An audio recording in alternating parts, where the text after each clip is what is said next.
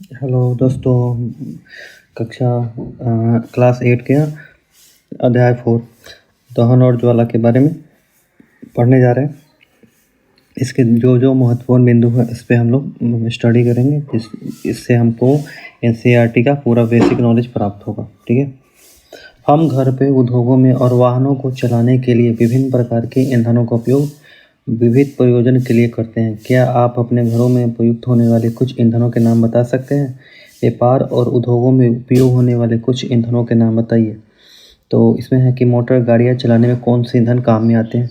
आपकी सूची में सम्मिलित ईंधन होंगे गोबर, लकड़ी, कोयला, काष्ठ कोयला, पेट्रोल, डीजल, संपृक्त प्राकृतिक गैस आदि। ठीक है। आप मोमबत्ती के जलने से परिचित हैं? मोमबत्ती के जलने और कोयले जैसे ईंधन के जलने में क्या अंतर है? ठीक है। मोमबत्ती ज्वाला के साथ जलती है जबकि कोयला नहीं। ठीक है। तो इस प्रकार आप अनेक ऐसे पदार्थ पाएंगे जो बिना ज्वाला के जलते हैं। आइए जलने के रासायनिक क्रम और इस प्रक्रम में उत्पन्न ज्वाला के प्रारूपों का अध्ययन करें। सबसे पहले क्वेश्चन आता है कि दहन क्या है। तो हम देखिए, इसमें है कि वो रासायनिक प्रक्रम जिसमें पदार्थ ऑक्सीजन से विक्रिया कर ऊष्मा देता है दहन कहलाता है। ठीक है। देखिए, और जिस पदार्थ का दहन होता है वो दाह कहलाता है। इसे ईंधन भी कहते हैं। ईंधन ठोस, द्रव या गैस भी हो सकता है।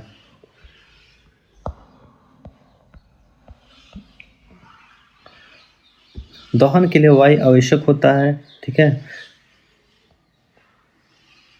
इस क्रियाकलाप में दिया है मोमबत्ती के बारे में कि मोमबत्ती के साथ क्या किया गया है। तो इसमें लिखा हुआ है कि मोमबत्ती निर्बाध रूप से जलती है जबकि वायु चिमनी से नीचे प्रवेश कर जाती है। चिमनी में नीचे वायु प्रवेश नहीं करता, यानी कहने का मतलब है कि वायु के बिना दहन नहीं हो पाता है। दहन के लिए वायु आवश्यक होती है। हमने पढ़ा है कि सूर्य अपनी ऊष्मा और प्रकाश स्वयं उत्पन्न करता है। यह एक प्रकार का दहन है? तो अब इसमें है कि सूर्य में ऊष्मा जो होती है ना, प्रकाश नाभिकीय विक्रिया द्वारा उत्पन्न होती है। ये 4.4 पिक्चर देखिए, जंगल में आग लगा हुआ। तो गर्मियों के मौसम में बहुत अधिक गर्मी पे कुछ स्थानों पर सूखी घास में आग पकड़ लेती है। घास से आग पेड़ों में फैलती है और जल्द ही पूरा जंगल आग की चपेट में आ जाता है। इस प्रकार की आग को बुझाना बहुत ही कठिन होता है। ठीक है। यानी हमें ये पता चलता है कि विभिन्न पदार्थ जो होते हैं ना, विभिन्न ताप पर आग पकड़ते हैं। वो न्यूनतम ताप जिस पे कोई भी पदार्थ जलने लगता है वो ज्वलन ताप कहलाता है। ठीक है। वो न्यूनतम ताप जिस पे कोई पदार्थ जलने लगता है वो उसका ज्वलन ताप कहलाता है। अब हम लोग थोड़ा माचिस का इतिहास सब सुन लेते हैं क्या होता है। माचिस का इतिहास बहुत पुराना है। 5000 से अधिक वर्ष पूर्व प्राचीन मिस्र में गंधक में डुबोए गए चीड़ की लकड़ी के छोटे टुकड़े माचिस की तरह उपयोग किए जाते थे।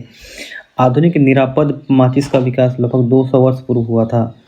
Antimony, try sulphide, potassium chloride और श्वेत फास्फोरस का मिश्रण कुछ गोंद और स्टार्च के साथ मिलाकर उचित लकड़ी से बनी माचिस की तीली के सिरे पर लगाया जाता था। जब इसे किसी खुरदरी सतह से रगड़ा जाता था तो घर्षण की ऊष्मा के कारण श्वेत फास्फोरस प्रज्वलित हो उठता था। इसे माचिस की तीली का दहन प्रारंभ होता था। परंतु श्वेत फास्फोरस माचिस उद्योग में काम करने वालों और माचिस का उपयोग करने वालों दोनों के लिए खतरनाक सिद्ध हुआ। आजकल निरापद माचिस के सिरे पर केवल एंटीमनी, ट्राइसल्फाइड और पोटेशियम क्लोराइड लगा रहता है। ठीक है।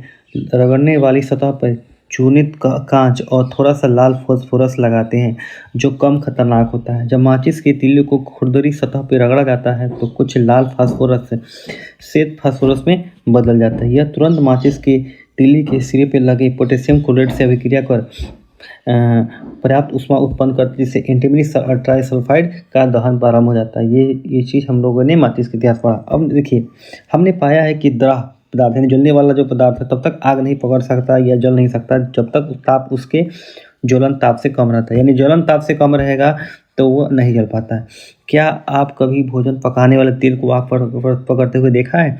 जब तलने वाला बर्तन लंबे समय तक जलते हुए स्टोव पर रखा जाता है तो कमरे के ताप पर मिट्टी का तेल और लकड़ी अपने आप आग नहीं पकड़ते, परंतु यदि मिट्टी के तेल को थोड़ा गर्म कर दिए वो आग पकड़ लेता है। इसका मतलब होता है कि इसका ज्वलन ताप जो होता है ना, लकड़ी के ज्वलन ताप से कम होता है।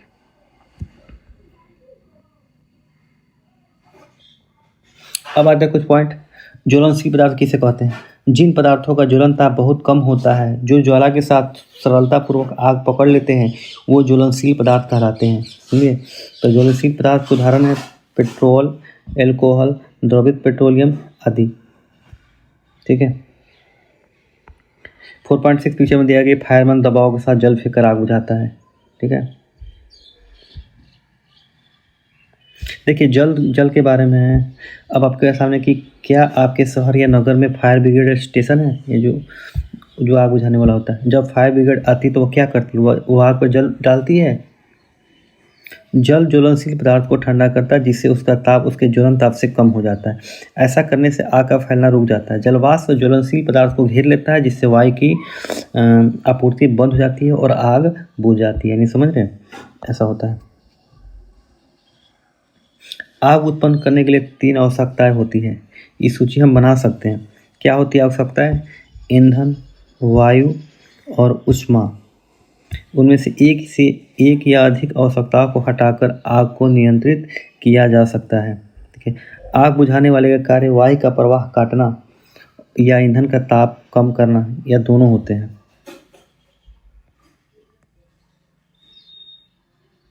देखिए जल इसमें दिया हुआ है कि जल के बारे में दिया हुआ है कि जल सबसे अधिक प्रचलित अग्निशामक यानी आग बुझाने के लिए। परंतु जल तभी कार्य कर सकता है जब लकड़ी और कागज जैसी वस्तुओं में आग लगी हो। यदि विद्युत उपकरणों में आग लगी हो तो जल विद्युत का चालन कर सकता है। यह विद्युत का सुचालक होता है। इसलिए कभी भी जल का इस्तेमाल नहीं करें जब बिजली में लगा हो, आग लगा हो तो, विद्युत में लगा हो तो इससे हानि हो सकता है। तेल और पेट्रोल में लगी आग बुझाने हेतु भी जल का उपयोग नहीं होता है।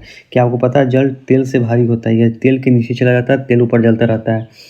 विद्युत उपकरण और पेट्रोल जैसे ज्वलनशील पदार्थों में लगी आग के लिए कार्बन डाइऑक्साइड सबसे अच्छा अग्निशामक होता है। ऑक्सीजन से भारी होने के कारण CO2 आग को एक कंबल की तरह लपेट लेती है। इससे ईंधन और ऑक्सीजन के बीच संपर्क टूट जाता है और आग पर नियंत्रण हो जाता है। CO2 का अतिरिक्त लाभ यह है कि सामान्यतः यह विद्युत उपकरणों को कोई हानि नहीं पहुंचाता है। हमें कार्बन डाइऑक्साइड की आपूर्ति कहाँ से मिलती है? उच्च दाब पर यह द्रव के रूप में सिलेंडर में भरी जा सकती है। LPG किस रूप में सिलेंडर में रखी जाती है? सिलेंडर से छोड़े जाने पर CO2 बहुत अधिक फैलती है और ठंडी हो जाती है। यह न केवल आग को चारों ओर से घेर लेती है बल्कि ईंधन के ताप को नीचे की ओर ले आती है। इसके लिए अति उत्तम अग्निशामक है। CO2 प्राप्त करने का दूसरा तरीका सोडियम बाइकार्बोनेट यानी बेकिंग सोडा और पोटेशियम बाइकार्बोनेट जैसे रसायनों के पाउडर का भारी मात्रा में छिड़काव है। आग के निकट इन पदार्थों से बहुत कार्बन डाइऑक्साइड गैस निकलती है जो आग को बुझा देती है। अब क्या है? दहन के प्रकार के बारे में पढ़ना है।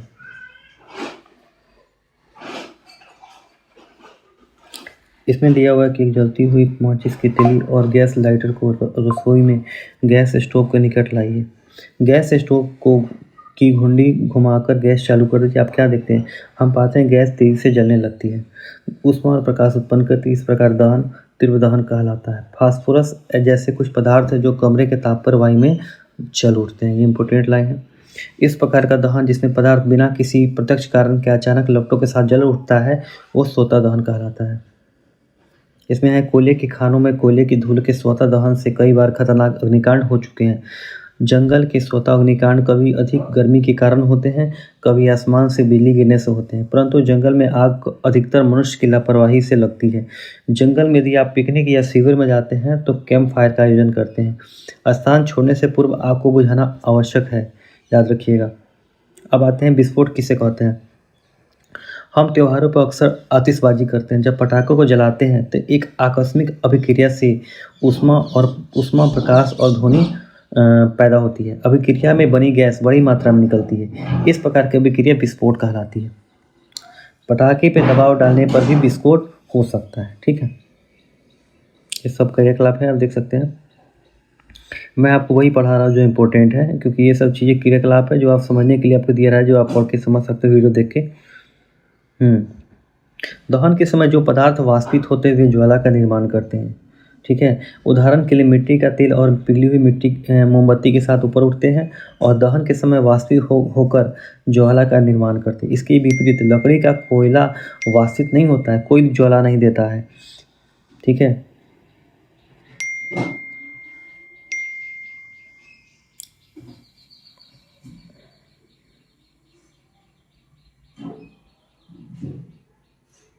इसमें है कि अच्छा ईंधन किसे कहते हैं। अच्छा ईंधन वो है जो सहज उपलब्ध हो सकता है, ये सस्ता होता है और वायु में समान दर से सुगमतापूर्वक जलता है। ये अधिक मात्रा में ऊष्मा उत्पन्न करता है। ये जलने के दौरान कोई अवांछनीय पदार्थ नहीं छोड़ता है। संभवतः ऐसा भी कोई ईंधन नहीं है जिसे एक आदर्श ईंधन माना जा सके। हमें ऐसा ईंधन ढूंढना चाहिए जो किसी विशिष्ट उपयोग के अधिकांश आवश्यकताओं को पूरा कर सकता है। अब देखिए ऊष्मीय मान किसे कहते हैं। किसी ईंधन के 1 किलोग्राम के पूर्ण दहन से प्राप्त ऊष्मा ऊर्जा की मात्रा उसका ऊष्मीय मान कहलाती है। यानी किसी ईंधन के 1 किलोग्राम के पूर्ण दहन से जो ऊष्मा प्राप्त होती है ना, उसकी जो मात्रा होती है वो ऊष्मीय मान कहलाती है। ईंधन के ऊष्मीय मान को हम किलो जूल प्रति किलोग्राम द्वारा प्रदर्शित करते हैं। ये सारणी है कि ईंधन के आप आरोप बनाइए। इसमें ऊष्मीय मान दिया हुआ है कि गोबर पुपली का क्या होता है 6000 से 8000 और लकड़ी का होता है 17,000 से 22,000 तक। और उसके बाद मिट्टी का तेल 45,000, डीजल 45,000, मीथेन 50,000, CNG 50,000, LPG 55,000, जैव गैस 35,000 से लेकर 40,000 तक, हाइड्रोजन 1,50,000। ये सब दिया हुआ ऊष्मीय मान। ठीक है। अब ईंधन के दहन से जो हानिकारक उत्पाद हमें मिलते हैं उसके बारे में पढ़ना है। इसमें लिखा हुआ है ईंधन का बढ़ता हुआ उपभोग पर्यावरण पर हानिकारक प्रभाव डालता है। लकड़ी, कोयला, पेट्रोल जैसे कार्बन ईंधन बिना जले कार्बन कण छोड़ते हैं। ये जो सूक्ष्म कण होते हैं ना, बहुत ही खतरनाक होते हैं, जो दमा जैसी बीमारियों को उत्पन्न करते हैं। ठीक है।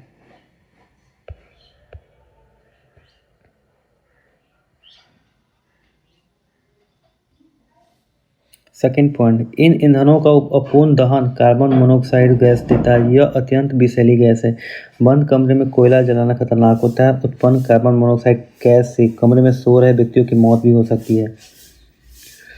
थर्ड, अधिकांश ईंधन के दहन से पर्यावरण में कार्बन डाइऑक्साइड गैस निकलती है। वायु में कार्बन डाइऑक्साइड गैस की अधिक मात्रा संभवतः विश्व उष्णन यानी ग्लोबल वार्मिंग का कारण बनती है। देखिए अब इसमें कुछ महत्वपूर्ण बिंदु है। पृथ्वी के वातावरण के तापमान में वृद्धि विश्व उष्णन कहलाती है। अन्य बातों के साथ साथ इसमें हिमनद पिघलने लगते हैं जिससे समुद्र में जलस्तर बढ़ जाता है और तटीय क्षेत्र बाढ़ग्रस्त हो जाता है। ऐसा भी संभव है कि निकट स्तर वाले तटीय क्षेत्र अस्थायी रूप से जलमग्न हो जाए। फोर्थ पॉइंट है, कोयले और डीजल के दहन से सल्फर डाइऑक्साइड गैस निकलती है। यह अत्यंत दमघोटू और संक्षारक गैस है। इसके अतिरिक्त पेट्रोल इंजन नाइट्रोजन की गैसीय ऑक्साइड छोड़ते हैं। सल्फर और नाइट्रोजन की ऑक्साइड वर्षा जल में घुल जाते हैं और अम्ल बनाते हैं। ऐसी वर्षा अम्ल वर्षा कहलाती है, जो फसलों, भवनों और मृदा के लिए बहुत ही हानिकारक होती है। मोटर वाहनों में ईंधन के रूप में डीजल पेट्रोल का स्थान अब CNG ले रही है, क्योंकि CNG सल्फर और नाइट्रोजन के ऑक्साइडों का उत्पादन अल्प मात्रा में करती है। CNG एक अच्छा स्वच्छ ईंधन होता है। ये सल्फर और नाइट्रोजन ऑक्साइड का उत्पादन जो होता है बहुत ही कम करती है। तो अब आते हैं इस लाइन पे कि आपने इस चैप्टर में क्या सीखा। तो हमने ये सीखा है कि जो पदार्थ वायु में जलते वो दाह कहलाते हैं। दहन के लिए ऑक्सीजन आवश्यक है। दहन के प्रक्रम में ऊष्मा और प्रकाश उत्पन्न होते हैं। ज्वलन ताप पर वह न्यूनतम ताप है जिस पे दाह पदार्थ आग पकड़ लेता है। ज्वलनशील पदार्थ का ज्वलन ताप बहुत कम होता है। आग उत्पन्न करने हेतु आवश्यकताओं में से एक या अधिक को हटाकर आग पर नियंत्रण पाया जा सकता है। आग पर नियंत्रण पाने हेतु समांतर जल का प्रयोग किया जाता है। विद्युत उपकरणों और तेल में लगी आग को नियंत्रित करने के लिए जल का उपयोग नहीं किया जाता है। दहन विभिन्न प्रकार का होता है, तीव्र दहन, स्वतः दहन और विस्फोट। ज्वाला के 3 विभिन्न क्षेत्र होते हैं, अद्वितीय क्षेत्र, दीप्त क्षेत्र, ज्योतिहीन क्षेत्र। आदर्श ईंधन जो होता है आसानी से उपलब्ध होता है, आसानी से जलने वाला होता है और इसका ऊष्मीय मान उच्च होता है। यदि ऐसी गैस या अवशेष नहीं छोड़ता जो पर्यावरण को प्रदूषित करता हो। ईंधन की दक्षता और मूल्य परस्पर भिन्न हो सकते हैं।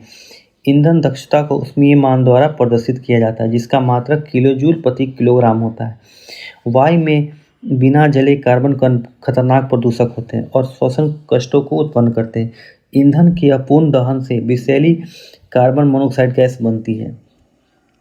वायु में कार्बन डाइऑक्साइड की बड़ी मात्रा को विश्व उष्णन का कारण बताया जाता है। कोयले, डीजल और पेट्रोल के दहन से उत्पन्न सल्फर नाइट्रोजन की ऑक्साइड अम्ल वर्षा करते हैं जो फसलों और भवनों और मृदा के लिए हानिकारक होती हैं। अब इसमें कुछ क्वेश्चन आप देख सकते हैं, इसको आप बना सकते हो, सॉल्व कर सकते हो। देख लीजिए एक बार।